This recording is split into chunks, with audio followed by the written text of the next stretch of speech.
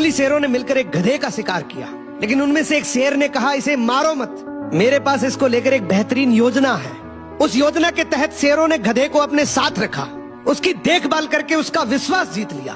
फिर एक दिन उसे वापस गधों के समाज में भेज दिया, पर इस बार वो गधा एक गधे की तरह नहीं, बल्कि वो एक शेर के समान गधों का राजा बनकर वापस आया था, जिसके पीछे सभी शेरों का साथ था।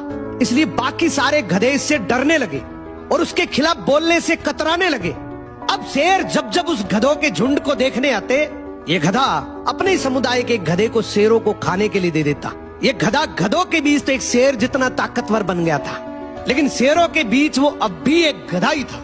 ये अपने जैसों पर तो राज करता था, लेकिन ये एक ऐसी ताकत से जुड़ा हुआ था जिससे वो बचकर भाग नहीं सकता था। इसने हजारों मासूम गधों की कुर्बानी दी, सिर्फ ये सोचकर कि इससे मैं और ज्यादा ताकतवर बन जाऊंगा। एक दिन ऐसा आया कि सभी गधों ने एकजुट होकर उसका विरोध किया और ये ठान लिया कि इस बार शेर जब भी शिकार करने के लिए आएंगे तो हम में से कोई नहीं जाएगा, चाहे उसका परिणाम कुछ भी हो। अगले दिन जब शेर आए तो ये गधा अकेला ही खड़ा था, इसके पास कोई दूसरा झुंड नहीं था। तो गधे ने शेरों से विनम्रता से कहा कि देखो साहब, मेरा खौफ अब खत्म हो गया, मेरी कोई बात नहीं मान रहा। तो शेरों ने डिसाइड किया कि चलो अब तू किसी काम का नहीं है तो तू ही साथ चल ले, आज का हमारा भोजन तू ही बनेगा। इस तरीके से आखिर में इस गधे का भी शिकार हो गया। हर समाज के अंदर एक ऐसा गधा जरूर होता है जो अपने लालच के लिए, अपनी ताकत बढ़ाने के लिए अपने ही समाज